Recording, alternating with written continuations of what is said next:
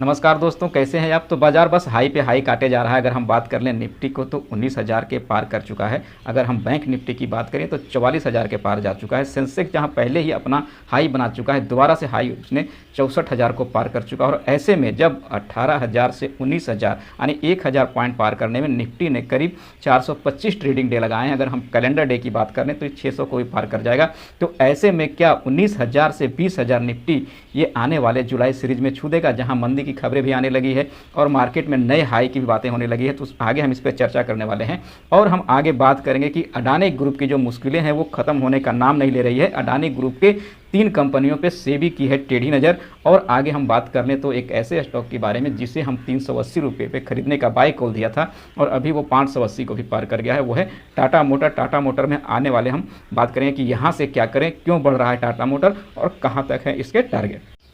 आइए सबसे पहले हम बाजार की बात कर लेते हैं। तो सबसे कम दिनों में जो 1,000 पॉइंट का जो निफ्टी ने चाल दिया था वो था 28 दिन का और था 16,000 से 17,000।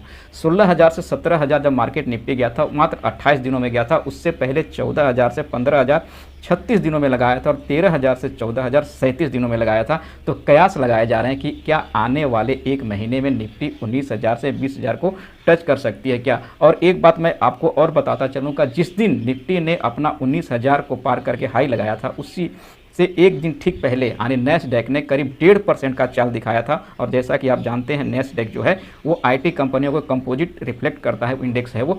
और इस हिसाब से कहा जा रहा है कि अब जो दिन आने वाले हैं वो आईटी शेयर के आने वाले हैं। तो क्या यहाँ से आईटी शेयर मार्केट को सपोर्ट करने वाला है और जहाँ से यूएस मार्केट ने पहले निफ्टी को हाई बनाने में सपोर्ट किया वहीं से आने वाली है अब बुरी खबर। जी हाँ, फेड के चेयरमैन पावेल ने संकेत दे दिए हैं कि वो दोबारा से यूएस में इंटरेस्ट रेट बढ़ाने वाले हैं।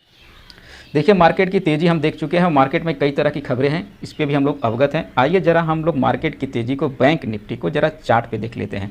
तो देखिए अगर आप फर्स्ट वीक अगर हम मई से देखें तो वहाँ से निफ्टी में कोई बहुत बड़ा चाल तो नहीं दिख रहा है, लेकिन हाँ लोगों के मन में एक बहुत बड़ा भ्रम जरूर फैला गया है कि निफ्टी ने बहुत बड़ी चाल दे दी है। लेकिन आप देखेंगे तो एक राउंडिंग टैप जो टॉप बन रहा है ऊपर का, अगर आप देखेंगे राउंडिंग टॉप ये जो होता है जब टॉप है जो इस तरह से राउंड में बनता है वो ज़्यादा खतरनाक होता है। और इसके आप इतिहास में पीछे अगर जाएं तो ठीक इसी तरह का जो था वो हाफ राउंड शेप जो बना था वो 2020 में बना था। हालांकि 2020 में इसे फिर कोविड भी आ गया था, उसके चलते भी मार्केट खतरनाक टूटा था।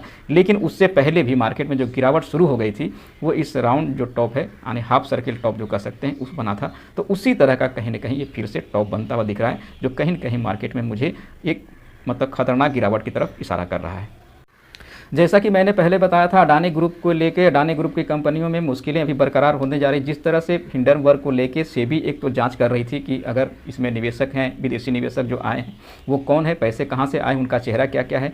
ठीक उसी के पीछे अगर बात करें तो यूएस रेगुलेटरी ने भी वहाँ जांच शुरू कर दी अपने निवेशकों की कि क्यों निवेश किया गया था, किस तरह से निवेश किया गया है। उसके विपरीत अगर देखें तो सेबी ने एक बहुत ही खतरनाक, अगर बोलें तो बहुत ही बड़ा एलिगेशन लगा दिया है अडानी ग्रुप के कुछ स्टॉक के ऊपर। उनमें से 3 स्टॉक है, अगर बात कर लें तो अडानी ग्रीन, अडानी पावर और अंबुजा सीमेंट। इन पे कहा जा रहा है, सेबी ने आरोप लगाया है कि कहीं ना कहीं इंटरनल ट्रेडिंग करते हुए देखे जा रहे हैं। और इनके जो खास करके इंटरनल ट्रेडिंग करने का जो मकसद था वो कहीं ना कहीं स्टॉक के प्राइस में वृद्धि करना था और ये मुनाफा कमाने के लिए ऐसा किया गया है। कंपनी के द्वारा ऐसा एलिगेशन लगाया गया है सेबी के।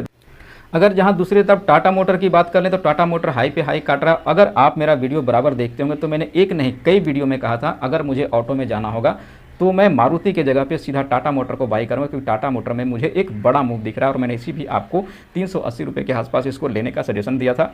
और अभी देखें तो अच्छा ये आपको जंप दे चुका है। अब यहाँ से कहाँ, तो सबसे पहले जानिए कि टाटा मोटर में जो तेज़ी आई है वो किस कारण से आई है और आगे क्या ये तेज़ी बरकरार रहने वाली है। तो देखिए जेएलआर बिजनेस में शार्प रिकवरी देखने को मिल रहा है, खास करके जेएलआर ग्रुप जो इंडिया से बाहर ज़्यादा इसका बिक्री होता है। और इसके अगर डिमांड देखेंगे तो डिमांड क्यों इसके बढ़ रहे हैं। अगर इंडिया में भी देखें तो खास करके पैसेंजर व्हीकल में तो इसके डिमांड बढ़ रहे हैं और कई तरह के चेंजेज किए हैं टाटा मोटर ने इंडिया में भी और कई तरह के इसके नए मॉडल अभी भी डिमांड में चल रहे हैं। और वहीं पे अगर देखें तो खास करके टाटा मोटर के लिए एक बड़ा जो सबसे अहम रोल हो जाता है वो है ईवी सेक्टर का। ईवी सेक्टर में टाटा मोटर का देखें तो अभी करीब 80 से 85% शेयर पे इसका अकेला धाक जम रहा है टाटा मोटर का। और कहीं ना कहीं इसमें आगे बढ़ रही टाटा मोटर और वहीं इसके साथ साथ टाटा मोटर अब सीएनजी मॉडल भी लेके आ गई है। दूसरी तरफ देखें तो पैसेंजर कार के साथ साथ इसके जो कॉमर्शियल व्हीकल हैं उसमें भी टाटा मोटर कहीं ना कहीं अच्छी बढ़त आपको हासिल करता हुआ दिख रहा है। तो इस हिसाब से लग रहा है कि टाटा मोटर भी हर सेगमेंट में अपने आप को लीड कर रहा है, और ये खास करके लीड जो मिला है वो बहुत सालों के बाद मिला है टाटा मोटर के, और इसको ये बरकरार रखने जा रहे हैं। और ख़ास करके जो इन्वेस्टेड हैं टाटा मोटर में, वो अगर लॉन्ग टर्म में आपका नज़रिया है तो अभी इन्वेस्टेड रहें। जिस तरह कई ब्रोकरेज हाउस का इसके खास करके 690 रुपये तक के टारगेट आने लगे हैं।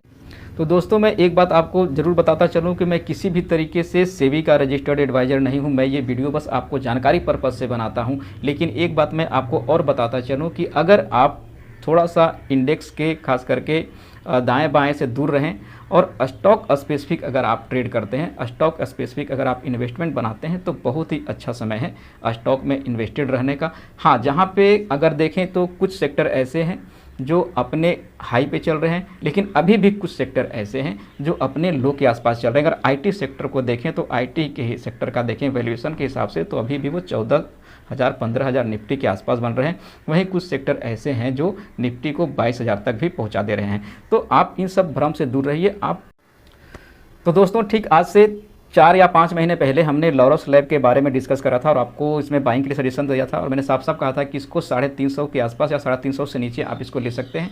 अभी अगर देखें तो ये 364-65 के आसपास चल रहा है और इसमें एक बड़ा ब्रेकआउट होता हुआ दिख रहा है। तो अभी भी जिन लोगों ने इसमें इंटर नहीं करा है तो बहुत ही अच्छा समय है लॉरस लैब में इंटर करने का, और आपको ये अच्छा रिटर्न देने का पोटेंशियल रखता है। तो दोस्तों ज़रूर बताएंगे मेरा वीडियो आपको कैसा लगता है। अगर मेरा वीडियो आपको अच्छा लगता है तो प्लीज़ इसको लाइक कर दीजिएगा, अपने जानने वालों में शेयर कर दीजिएगा। अगर अभी तक आपने मेरा चैनल सब्सक्राइब नहीं करा है तो प्लीज़ इसको सब्सक्राइब कर लीजिए, ताकि जब भी मैं कोई नया वीडियो डालूँ आप तक ये आसानी से पहुँच जाए। नमस्कार दोस्तों, धन्यवाद।